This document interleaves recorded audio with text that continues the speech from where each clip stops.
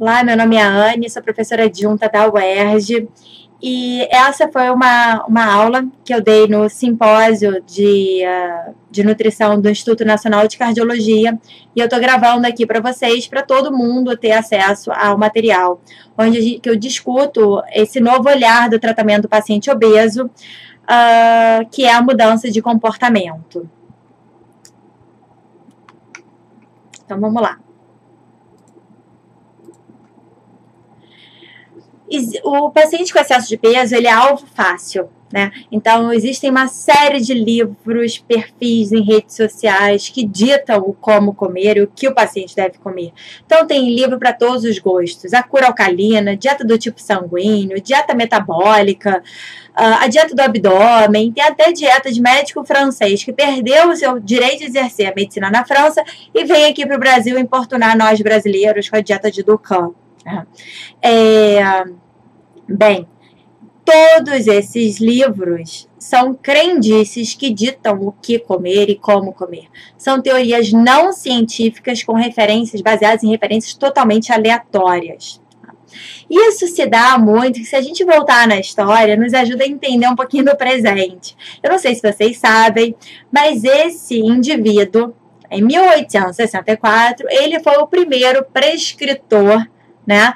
A primeira dieta para emagrecer foi proposta por ele, foi muito vendida na época. Né? É interessante que isso foi em 1864 e esse indivíduo, ele não era nenhum dietista, nem um nutricionista, nem um médico, ele era um agente funerário. Interessante, né? E logo em seguida, 20 anos mais tarde, veio o nosso, né, tem até esse filme que é bem interessante, mas o Dr. Kellogg, que é exatamente dos sucrilhos, mas antes dele ser famoso pela marca, né, dos sucrilhos, esse indivíduo, ele publicou seus achados em um jornaleco pseudocientífico que dizia da dieta baseada em arroz. Esse indivíduo, ele ainda acreditava, na época, em 1890, ele abriu um spa, né, onde ele submetia seus pacientes a esse tipo de tratamento à base de dieta de arroz e submetia ainda a lavagens intestinais e ele era um vegetariano muito restrito, esse indivíduo, né? Bem, ele acabou, o spa dele acabou, e, enfim, mas é uma história muito interessante e que na época ele ficou muito famoso porque ele publicou, né, nesse jornaleco pseudocientífico. Bem, e se a gente for pular no tempo para a gente ver a nutrição do futuro, né? Essa foi uma proposta que foi originada lá do Vale do Silício, junto do Facebook, do Google, enfim, onde se dita, né, que uma alimentação mais equilibrada, a alimentação dos hackers, né, é uma alimentação, alimentos inteligentemente desenhados. Eu não entendo como um alimento pode ser melhor desenhado que o alimento vindo da natureza, mas esses caras sim, com Soylent, já ouviram falar? Então, Soylent, você pode, não precisa comer mais nada, você tem sua alimentação basicamente baseada nesses produtos, nessa barrinha de Soylent, enfim, gotas e em pó. Então, seria um alimento, né, como eles ditam, desenhados para oferecer uma completa nutrição de valor e conveniência. Será? Então, será que o nosso paciente, nós desejamos comer? Não sei se vocês gostariam, eu particularmente não acharia interessante eu ir num restaurante e receber um menu de nutrientes. Então, de entrada, vamos ter um prato de fibras, vitaminas, gorduras, vitamina C, licopeno e sódio. Né? Prato principal, uma bandeja de carboidratos complexos, ômega 9, proteína, fibra e ácido fólico. Isso é extremamente desagradável, né? E a gente tem que tomar cuidado para não transformar a nossa consulta num menu de nutrientes para o nosso paciente. Ou então, transformar o nosso plano alimentar num menu de alimentos. Você gostaria de receber de entrada uma opção do que comer de entrada: alface, tomate, cebola, azeite, sal e vinagre? Ou você prefere uma proposta de uma receita com um nome bem elaborado e que seja realmente apetitoso? Ou um prato principal do macarrão, fettuccine ao molho pesto com mussarela, não é melhor do que um macarrão, azeite e brócolis, né? Ou uma sobremesa no lugar de uma banana split, tem muito mais prazer e muito mais desejo do que sorvete com calda de chocolate com banana, né? Então, a gente tem que transformar essa forma de falar com o nosso paciente. E outra coisa que me aflige um pouco nos dias de hoje, que fica muito esse apelo, né, de que nós somos o que comemos. Não, nós não somos o que comemos. Nós somos o que vivemos, o que sonhamos, o que imaginamos, o que visitamos de cultura, o que assistimos de cinema, o que lemos. Então a gente não é o que a gente come, for God's sake. E já dizia o Harvey disse, dar de comer é dar felicidade aos outros. Nada de lipídios, proteínas ou glicídios. Né? Recentemente eu estive né, atendendo uma paciente no consultório e ela falou que a nutricionista tinha prescrito dieta APG. Eu conheço bastante dieta, adoro as dietas da moda, né? Busco a história sobre elas e eu fui perguntar, mas o que é APG? Fiquei ali, o que será isso? A de açúcar, P de proteína, G de gordura. Não importa isso para o paciente. Lógico que ela não teve boa adesão a essa proposta terapêutica. Daí a gente tem que perguntar para o nosso paciente, a gente tem que entender o porquê que a gente come. A gente come por conta da nossa cultura, pela disponibilidade do alimento, pelo acesso do alimento, pelo preço, preparo, gosto, cheiro, aparência, culpa, desejo, crença, prazer, a gente come para comemorar, né? Como o próprio nome diz, comemorar, né? Ou bebemorar, enfim, a gente come porque a gente está triste, porque a gente está feliz. A gente come também porque o alimento é digerido bem, é absorvido de forma adequada, ele é bem oxidado, enfim, também. Mas tem muitos outros fatores que a gente come e eles não podem ser ignorados quando a gente propõe um plano alimentar para o paciente com obesidade. Seria muito estranho se a gente chegasse ou escutasse da nossa filha, do nosso filho, falando: mãe, o que tem hoje para se nutrir? Ou você quer sair comigo à noite para se nutrir? Vamos nos nutrir? Bem, acho que é óbvio que é extremamente estranho, porque nutrir é um ato muito individual, muito biológico. A gente tem que perguntar para o nosso paciente, ou a gente vai, o normal é perguntar o que a gente vai comer. E comer é um ato social e é um ato simbólico. Eu adoro esse livro, eu sugiro que todos que não conheçam comprem esse livro, que é do Brilhant Savarin, que é a Fisiologia do Gosto. Ele foi escrito em 1800 e eu tirei esse trecho desse livro que retrata muito como a gente tem que ter cuidado quando fala de comida, quando prescreve uma dieta. O prazer da mesa pertence a todas as épocas, todas as condições, todos os países e todos os dias. A mesa é o único lugar onde jamais nos entediamos na primeira hora. A descoberta de um novo manjar causa mais felicidade ao humano do que a descoberta de uma nova estrela. Os que se empanturram e os que se embriagam não sabem comer nem beber. Verdade, né? Ele escreve isso em 1800. Será que a proposta do paciente com obesidade é retirar farinha, é retirar o alimento de origem animal, ou fazer dieta low carb, ou implantar uma vigorexia, ou né, uma ortorexia na vida desse paciente, ou dele fazer exercício de forma intensa, ou ficar lendo obsessivamente rótulo, ele não pode comer açúcar, ele não pode comer sal, ele não pode. A gente chega muitas vezes, o paciente chega no consultório falando: mas doutora, eu tô fazendo tudo direitinho, eu como pão de forma light, eu tomo leite desnatado, eu passo né, nesse pão cream cheese light, um requeijão light, né? Tem um prato, como legume e verdura ali, eu não gosto muito, mas eu como. Uso meu refrigerante Diet Zero. Será que esse é o caminho para tratar o indivíduo com obesidade?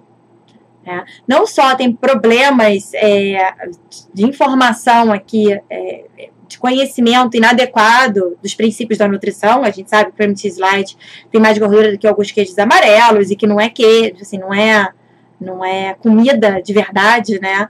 Então, ele é um produto alimentício com um monte de aditivo químico. Não só isso, né? Tem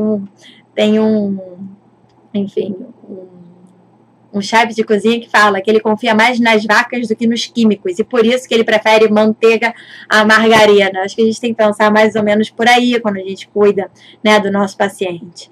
E aí, lembrar que existem várias teorias hoje, não estou dizendo que é certo ou que é errado, mas que levantam a hipótese de que o adoçante ele pode gerar, sim, compulsão, ele pode gerar ganho de peso, né? Tem vários estudos que mostram quando a gente consome um alimento com adoçante ou um alimento light, na refeição seguinte a gente consome uma quantidade maior de caloria, né? E além disso, né, aqui eu estou colocando um exemplo bem clássico de recordatório de 24 horas que eu pego no consultório, por isso que eu quis trazer um pouquinho dessa prática aqui para vocês, e desses erros conceituais no que tange uma alimentação saudável, né? Muitas vezes, vou comprar um biscoitinho integral, né? A gente sabe que o biscoito integral também está cheio de aditivo químico, tem conservante, tem corante, tem, né, aditivos alimentares importantes, adoçante. E esse jantar, essa neura de que não pode ter carboidrato no jantar, isso gera, assim, uma distorção do padrão alimentar, e o indivíduo obeso, ele precisa ter um melhor controle dessa proposta de calorias, de macro, micronutrientes. Será que o caminho é a dieta para hipertenso, uma dieta sem sal? Dieta para o dislipidêmico, uma dieta sem colesterol? Uma dieta para o diabético, uma dieta sem açúcar? Uma dieta para o obeso, uma dieta de pouca caloria? E aquele paciente hipertenso, diabético, dislipidêmico, obeso, ele não come nem sal, nem açúcar, nem caloria, nem colesterol, ele vai comer o quê? Né? Então, eu acho que vale a pena essa frase, tem um pouco dela, desse contexto, está no Guia Alimentar e está no livro Estilo de Vida Orgânico, que é o livro que vai ser lançado em breve. Se você está assistindo esse vídeo, de repente já até foi lançado, mas onde a gente retira o nutriente do contexto do alimento, retira o alimento no contexto da dieta, retira a dieta no contexto do estilo de vida.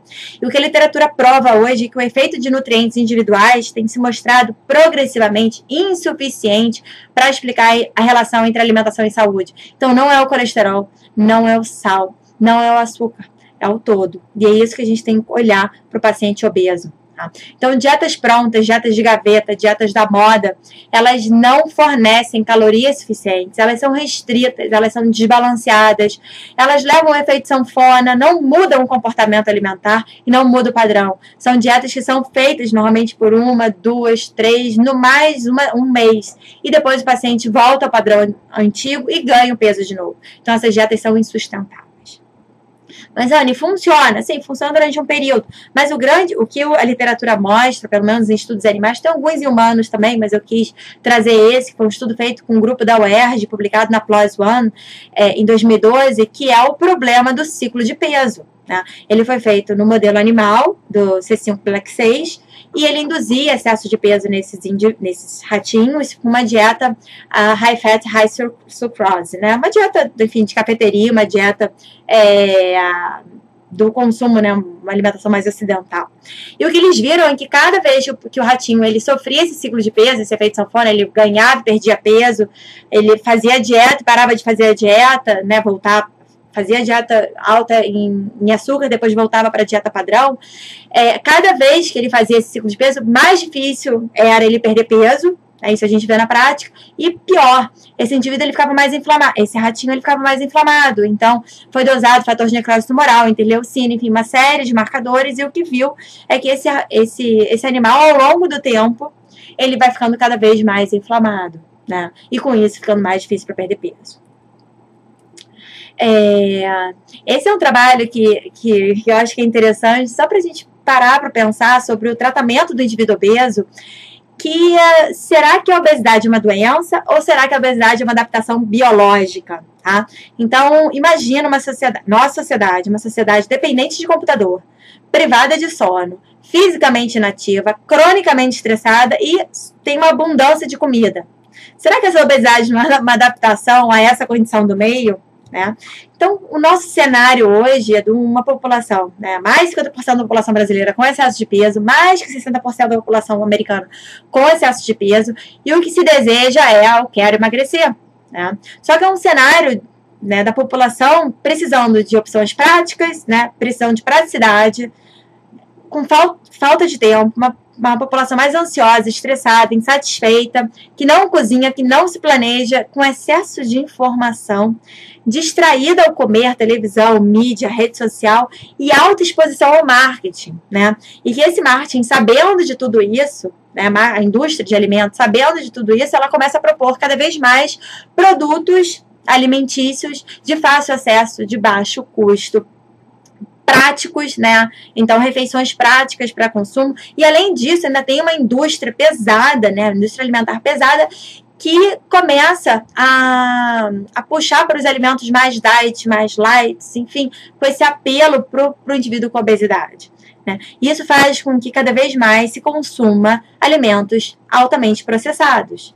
E eu acho bem legal, né? Eu trago essa publicação também da PLOS Medicine, feita pelo professor Carlos Augusto Monteiro, professor da USP, onde ele chama a atenção que esses produtos, que eu falei para vocês, de fácil acesso, práticos, eles são criados a partir de substâncias extraídas de alimentos. Eles extraem a parte mais barata, que são os ingredientes mais refinados, ou o amido refinado, o açúcar, gordura, óleo, enfim, e outros aditivos. Esses produtos alimentícios são formulados para serem intensamente palatáveis e para enganar o nosso corpo e o nosso controle de apetite, né? Muitos desses produtos são legais, do ponto de vista, né, legais, mas são falsos, né? E são feitos para parecer tanto o gosto quanto o visual, como se fosse comida. Eles são formulados e empacotados para terem uma longa vida de prateleira e eliminar a necessidade de qualquer preparação culinária. Eles podem ser consumidos em qualquer lugar, imediatamente ou quase imediatamente, e normalmente dispensa cadeiras, mesas e talheres, né? E muitas vezes eles são continuamente, né, denominados como alimentos de conveniência ou alimentos de fácil consumo. O que a gente tem que conhecer, é importante que a gente conheça os alimentos, não vale dar a seguinte orientação para o paciente, desembale menos e descasque mais. Essas informações elas não trazem nenhum tipo de influência, nenhum tipo de impacto na vida do paciente, eles não vão resolver o problema da obesidade, esse tipo de informação, né? Não que o paciente não precise fazer isso, mas a gente precisa prover a informação que gere ação, né? E uma das coisas mais importantes que estão no guia alimentar é da gente cuidar do padrão alimentar do indivíduo. Então, pensar nesses alimentos que são habitualmente consumidos e que juntos eles fornecem esse efeito na saúde de maneira sinérgica, né? Quando pensa em padrão alimentar, isso vai facilitar o nosso aconselhamento, vai permitir mais flexibilidade, vai permitir escolhas baseadas em preferências alimentares, que é super importante, de acordo com a cultura do indivíduo. Então, saber exatamente onde ele mora, quais são os restaurantes que tem perto, qual é o supermercado que ele faz compras, tem feira de orgânico perto, não tem, para você conseguir criar estratégias para esse paciente aderir à sua proposta terapêutica. Não só falar, você precisa emagrecer, você precisa fazer dieta, você precisa, não é? Isso não vai gerar mudança, isso não vai gerar transformação, isso não vai gerar resolução de problema. Então, a gente poderia passar aqui horas discutindo qual será a melhor dieta para a saúde, qual será a melhor dieta para perder peso. Nesse artigo, né, ele chama atenção e compara várias dietas, como Paleo Diet, DASH, vegetariano e a Med Diet. E o que ele chama atenção é que deve-se comer comida, o que tem de comum de todas elas, né?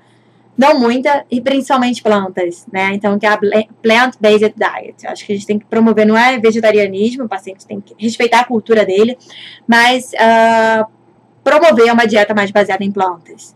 E o Michael Pollan, né, ele é um jornalista, escritor, jornalista da universidade, professor da Universidade de Berkeley, na Califórnia, e ele tem esses livros que eu julgo leitura obrigatória do profissional de nutrição, do nutricionista, ou profissional de saúde de uma maneira geral, e ele chama atenção muito sobre o que comer. Ele fala que a gente não deve comprar alimentos que são anunciados na televisão, alimentos que não estragam. Então, quanto mais o alimento dura, mais processado ele é.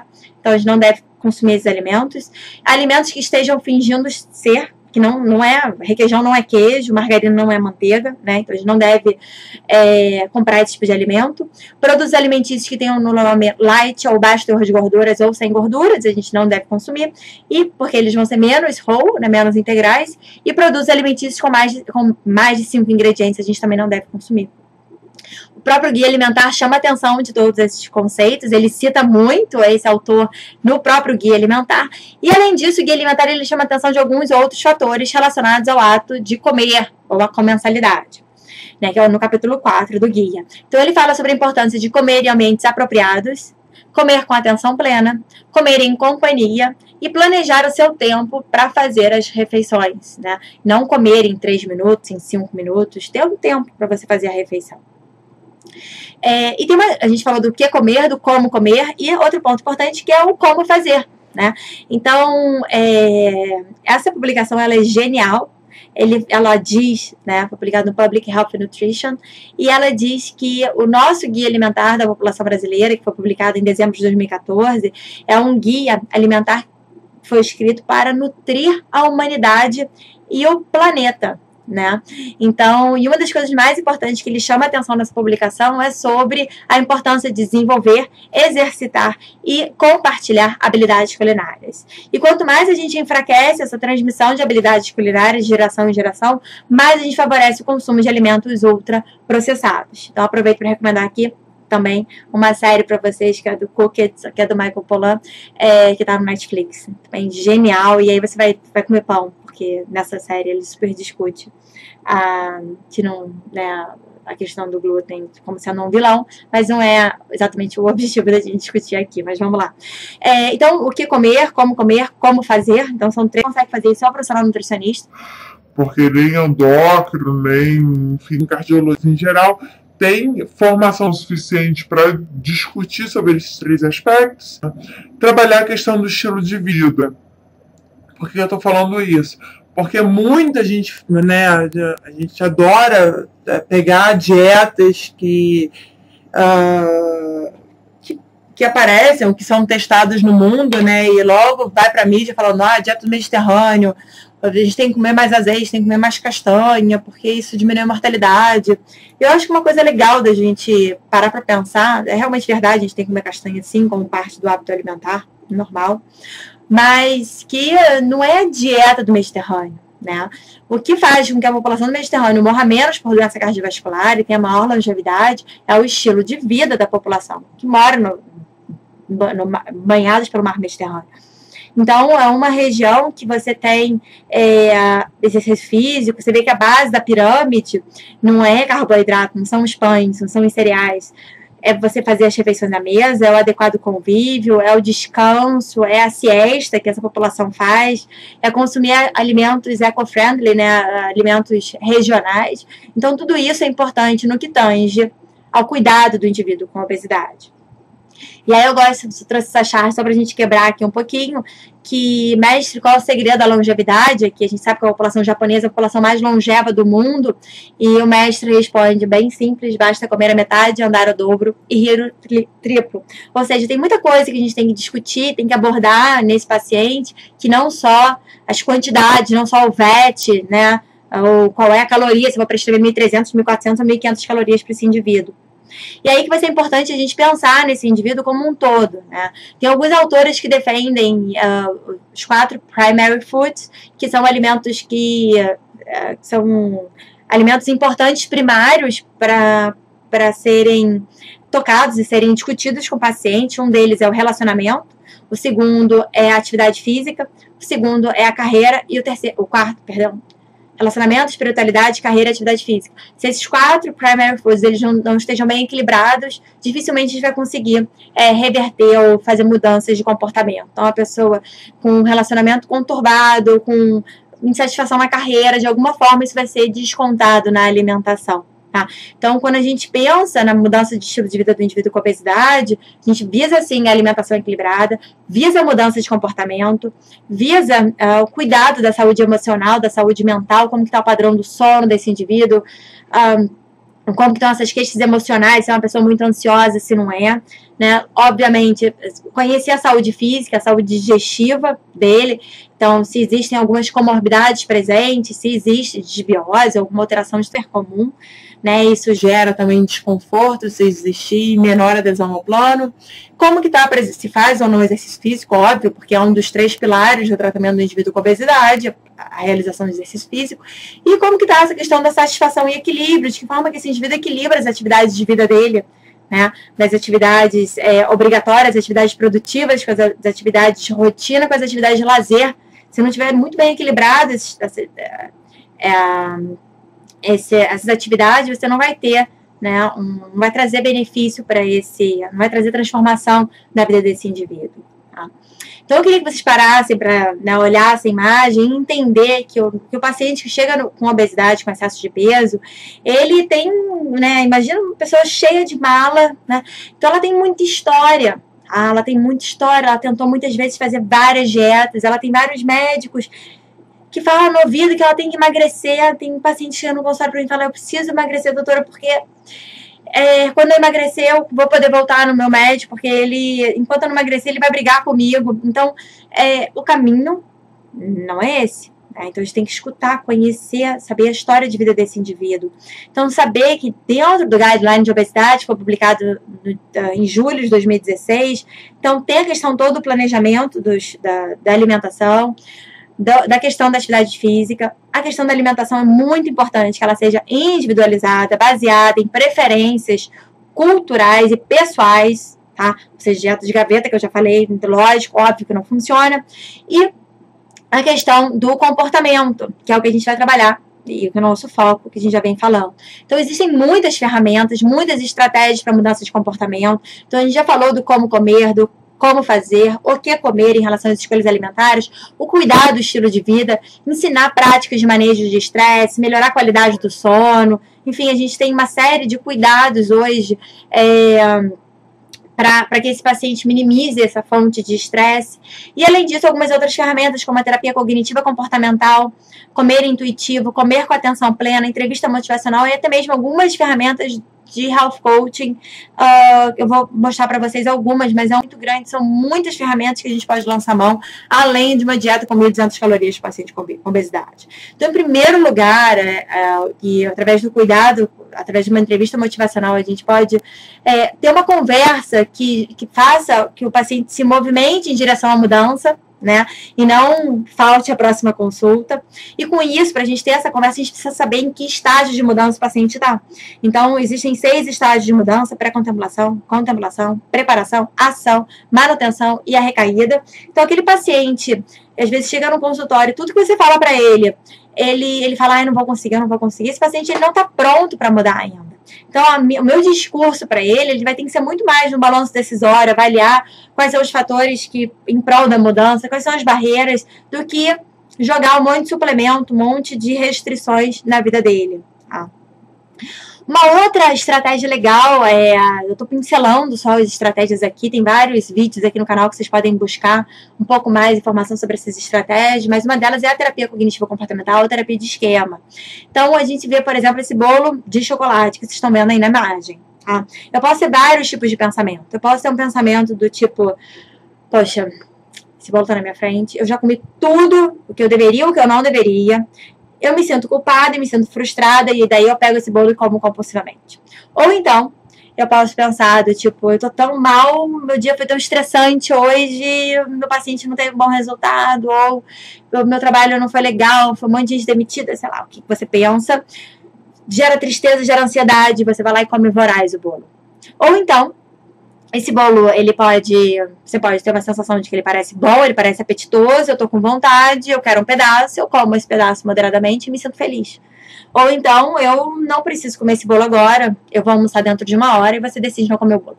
Então, esse tipo de pensamento, de sentimento e de ação, é isso que a gente tem que trabalhar com o paciente obeso em consulta, tá?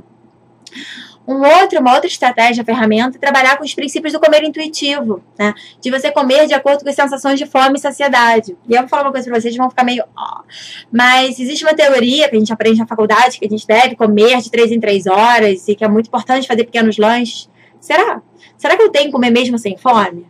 Óbvio que não, né? A gente tem que comer respeitando uma necessidade fisiológica, interna. A gente não faz xixi sem vontade, né? Então, a gente tem que respeitar e fazer essa conexão cabeça, coração e intestino. Existem várias discussões, enfim, existem mais de 10 passos do comer intuitivo, e uma delas é aprender a sensação de fome e aprender a parar de comer quando está satisfeito, saciado. Uma outra ferramenta é trabalhar com os conceitos de Mindful Eating, né? Então, de você comer com a atenção plena, sem julgamento, tá? Então, enfim, sentar numa mesa real e não uma escrivaninha para fazer essa refeição, comer de bom humor, ou comer sem pressa, não comer fazendo multitarefas, né? Muitas tarefas, comer seu alimento favorito, comer escutando uma música relaxante, enfim, então acho que tem muita coisa para ser trabalhada nesse comer. Eu acho legal a gente colocar aqui também uma coisa que eu escutei recentemente, que de fato o alimento tem caloria, a caloria ela é importante, tá? Mas imagina você fazendo compras em uma loja, vai comprar uma blusa e a blusa tem um preço. Você usa o preço, sim, para escolher a blusa, correto? Assim como a gente muitas vezes usa a caloria para escolher determinado alimento para consumir. Mas muitas vezes você vai comprar uma blusa que não tem a caloria, não tem o preço mais baixo, assim como você vai comer um alimento que não tem a caloria mais baixa. Mas você tem que isso, né? Por isso que é importante a gente conhecer a caloria dos alimentos, conhecer o valor nutricional desse alimento. Eu falo caloria de forma chula aqui, mas o valor nutricional dele. Mas às vezes você vai comer e você tem atenção plena de que você está comendo porque você deseja. Você vai comprar aquela blusa porque você deseja ela. Você não vai sair comprando um monte de blusa, as blusas mais caras do mundo. Não, né? Para isso a gente precisa ter informação sobre conhecimento sobre nutrição, sobre como fazer uma escolha alimentar legal. No que tange a questão do mindful, tem muita moda em cima do mindfulness, né? Mas para quem se interessa pelo tema, então já foi capa da Times 2 vezes, tem uma série de publicações no JAMA, no Lancet, enfim, em revistas de altíssimo impacto na área médica, que discutem o poder de você ensinar para o paciente práticas de mindfulness. Então, não é meditação, não é esvaziar a mente, nada disso, tá? Então, ela foi originada do budismo há séculos atrás, e ela se baseia, né, nessa atenção plena, como você vê nessa imagem dessa menininha que está, né, a mãe, me imagino aqui com a minha filha andando a um jardim botânico, e eu cheia de problema na cabeça, pensando tudo que eu tenho para falar, tudo que eu deixei de falar, e ela presente, né? Ela está atenta no momento presente, apenas observando a paisagem. Então, o que significa isso? Você está presente, você está centrado e você está no momento sem pré-julgamentos, né? Existem formas de você aprender mais sobre isso, tem vários vídeos, tem cursos sobre o assunto. Normalmente são 10 sessões de 2h30 cada uma, mas você pode pelo menos começar a imaginar essa figura, pelo menos você imaginar ela e tentar trazer o mindfulness para a sua vida com um pouco mais de frequência. Seja 5 minutos de manhã, 5 minutos antes de dormir. Você vai ver que tem estudos que mostram melhora o padrão de sono, diminui o estresse, melhora até a parte de frequência cardíaca, enfim, tem muita coisa legal sobre esse assunto. Em relação a ferramentas de coaching, também tem várias que são interessantes, mas lembra que o coaching ele é uma das ferramentas dentro do cuidado do comportamento desse indivíduo. Então, uma das coisas legais que tem publicação sobre o assunto, quanto mais específico for o seu plano, mais o seu paciente vai perder peso. Então, tenta estabelecer metas SMART, metas que não sejam muito difíceis nem muito fáceis, mas que sejam delimitadas por tempo, que você discuta bastante com o paciente como que ele vai fazer, o que ele vai fazer, com quem que ele vai estar, enfim, para que você cobre dele e ele se sinta cobrado dessas metas e não de uma revolução alimentar, de uma mudança muito grande. Às vezes o paciente está falando, nossa, tudo que eu fazia estava errado. Ele não pode sair com esse pensamento. Né? Então, alguns exemplos de meta não SMART, então, falar ao paciente fazer exercício. Você tem que, meta SMART ele vai andar na esteira por 40 minutos, com ritmo cardíaco de no mínimo 70%, 3 vezes essa semana. Então, de forma bem definida. Tá? Aqui tem alguns outros exemplos para vocês.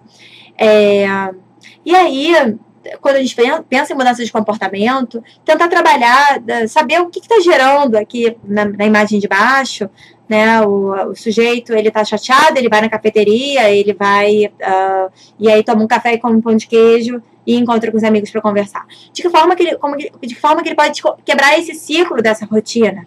Então, ele está chateado, ele está cansado, ele está com sono, no lugar, por exemplo, dele na cafeteria, ele vai ter que mudar essa rotina. Tá?